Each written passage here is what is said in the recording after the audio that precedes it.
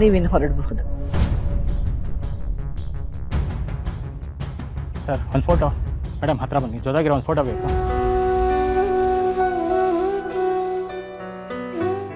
Madam ಸ್ವಲ್ಪ ಮುಂದೆ ಬನ್ನಿ.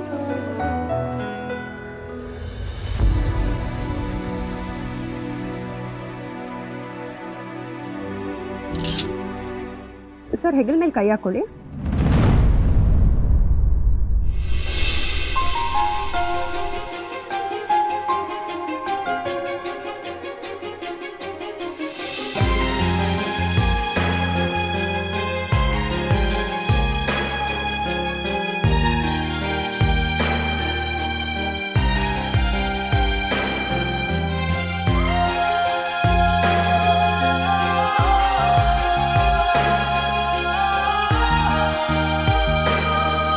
Thank you.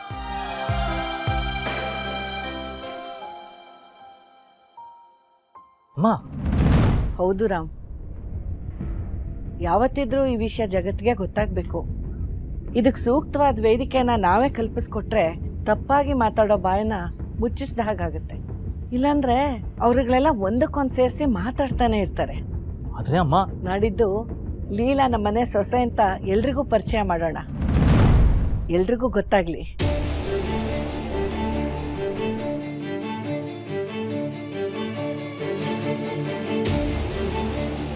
ನಾವಿನ್ ಬರ್ತೀವಿ. ಹೋಗ್ಬಿಟ್ಟು ಬನ್ನಿಮ್ಮ. ತುಂಬಾ ಧನ್ಯವಾದಗಳು.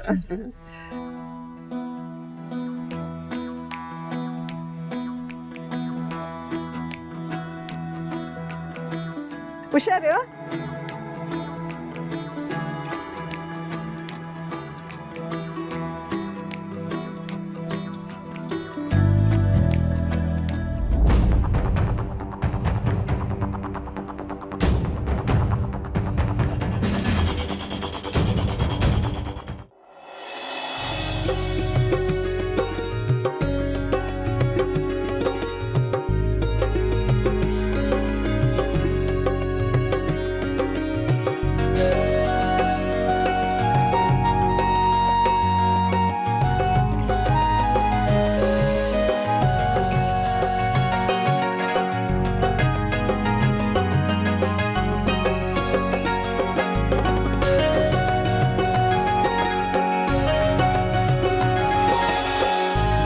ಲೀಲಾ, ಒಂದ್ ನಿಮಿಷ ಇಲ್ಲೇ ನಿಂತ್ಕೋ. ಯಾಕಜ್ಜಿ ಏನಾಯ್ತು?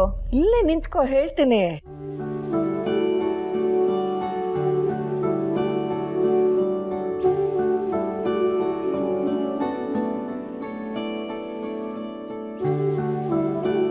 ದುರ್ಗಾ, ಲಕ್ಷ್ಮಿ, ಸರಸ್ವತಿ. ಹ್ಞೂ, ನಿಮ್ಮ ಅತ್ತೆ ಬಂದಿದ್ದಾಳೆ. ರಾಮ್ ಜೊತೆ ಅವಳು ಮದುವೆ ಆದಮೇಲೆ ಅವಳನ್ನು ಶಾಸ್ತ್ರೋಕ್ತವಾಗಿ ಒಳಗಡೆ ಕರ್ಕೊಳ್ಳಿಲ್ಲ. ಇವತ್ತು ಕರ್ಕೊಂಡು ಬಂದಿದ್ದೀನಿ. ನಾವೆಲ್ಲ ಸೇರಿ ಅವಳನ್ನು ಮನೆ ತುಂಬಿಸ್ಕೊಂಡ್ರೆ ಅವಳಿಗೂ ಖುಷಿ ಆಗುತ್ತೆ ಅಲ್ವಾ?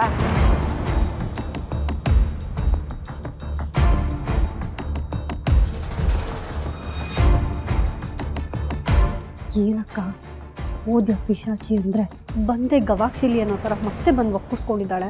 ಮಂತ್ರಕ್ಕೆ ಮಾವಿನಕಾಯಿ ಉದ್ರಲ್ಲ. ಇವಾಗ ನಾವೇನಾದ್ರು ಮಾತಾಡಿದ್ರೆ ಆ ಅಜ್ಜಿ ಲೀಲಾನ ವಾಪಸ್ ಕಳಿಸಲ್ಲ. ಸರು, ಲಕ್ಷ್ಮಿ, ಏನು ಯೋಚನೆ ಮಾಡ್ತಿದ್ದೀರಾ? ಬನ್ನಿ.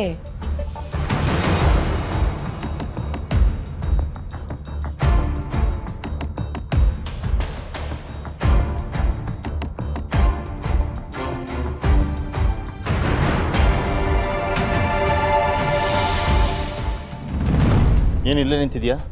ಒಳಗೆ ಬರೋದಕ್ಕೂ ನಿನಗೆ ಇನ್ವಿಟೇಷನ್ ಅಥವಾ ತಾಂಬೂಲ ಕೊಡಬೇಕಾ, ಅಥವಾ ಮೀಡಿಯಾದವ್ರು ಬಂದ್ಬಿಟ್ಟು ಒಳಗೆ ಹೋಗು ಅಂತ ಹೇಳಬೇಕಾ? ಅಯ್ಯೋಯ್ಯೋ, ಹಾಗೇನಿಲ್ಲ. ಬಾಯಿ ಮಾತಲ್ಲಿ ಹೇಳಿದ್ರು ಒಳಗೆ ಬರ್ತೀನಿ. ಮತ್ತೇನು ಮುಖ ನೋಡ್ತಿದ್ಯಾ? ನಡಿ ಒಳಗೆ.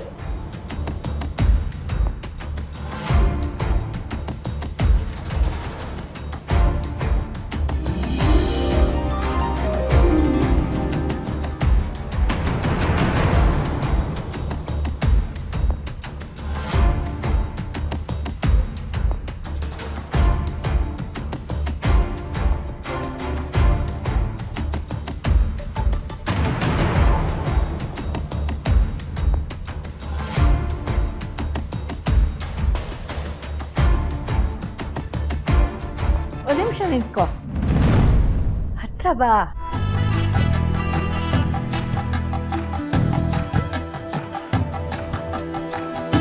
ರಾಮ್, ಲೀಲಾ, ಎಷ್ಟು ಸಂತೋಷ ಆಗ್ತಿದೆ ಗೊತ್ತಾ ನೀವಿಬ್ರು ಹೀಗೆ ಒಟ್ಟಿಗೆ ನಿಂತಿರೋದು ನೋಡಿ. ಇದರಲ್ಲಿ ಏನು ಸ್ಪೆಷಲ್ ಇದೆಯಮ್ಮ? ಇದೆ, ಸ್ಪೆಷಲ್ ಇದೆ, ಆದರೆ ಹೇಳೋಕ್ಕಾಗಲ್ಲ.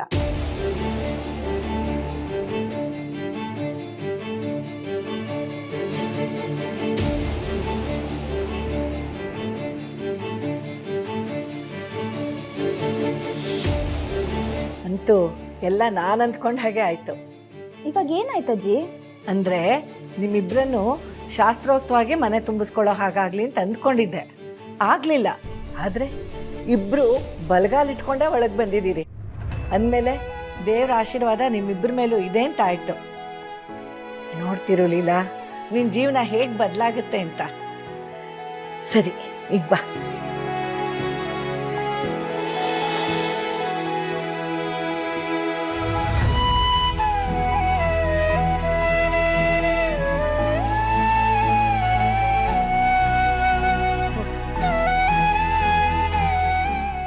ಲೀಲಾ, ತಗೋ. ಅಜ್ಜಿ ನಂಗೆ ಬೇಡ ಅಜ್ಜಿ. ಹಾಗೆಲ್ಲ ಬೇಡ ಅನ್ಬಾರ್ದು. ಇದು ನಮ್ಮನೆ ಸಂಪ್ರದಾಯ. ನೀನೀಗ ನಮ್ಮನೆಗೆ ಹೊಸ ಸದಸ್ಯೆ. ಈ ಮನೆಗೆ ಸೊಸೆಯಾಗಿ ಮೊದಲನೇ ಹೆಜ್ಜೆ ಇಡ್ತಾ ಇದೀಯ. ಈ ಮನೆಯಲ್ಲೇ ನೀನು ಬಾಳ್ಬೇಕು. ನಿನ್ನ ಮನಸ್ಸು ಕೂಡ ಈ ಹಾಲಿನಷ್ಟೇ ಪರಿಶುದ್ಧವಾಗಿರಬೇಕು. ಅದಕ್ಕೆ ನಿನಗೆ ಹಾಲು ಕೊಟ್ಟು ಸ್ವಾಗತ ಕೊಡ್ತಾ ಇರೋದು. ತಗೋ, ಕುಡಿ.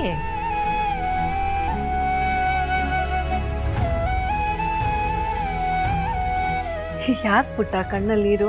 ಹಾಲೇನಾದ್ರೂ ಬಿಸಿ ಇತ್ತಾ? ಇಲ್ಲ ಅಜ್ಜಿ, ಈ ಕಣ್ಣೀರು ಹಾಲಿನ ಬಿಸಿಟ್ಟಾಗಿ ಬರ್ತಿಲ್ಲ. ನೀವು ತೋರಿಸಿರೋ ಪ್ರೀತಿ ಕೃತಜ್ಞತೆಗೆ ಬರ್ತಾ ಇದೆ. ಎಲ್ಲರೂ ನನ್ನ ಅಪರಾಧಿ ಸ್ಥಾನದಲ್ಲಿ ನೋಡ್ತಿದ್ದಾಗ ನೀವು ಮಾತ್ರ ನಾನು ಹೇಳಿದ್ದು ಸತ್ಯ ಅಂತ ನಂಬಿದ್ರಿ.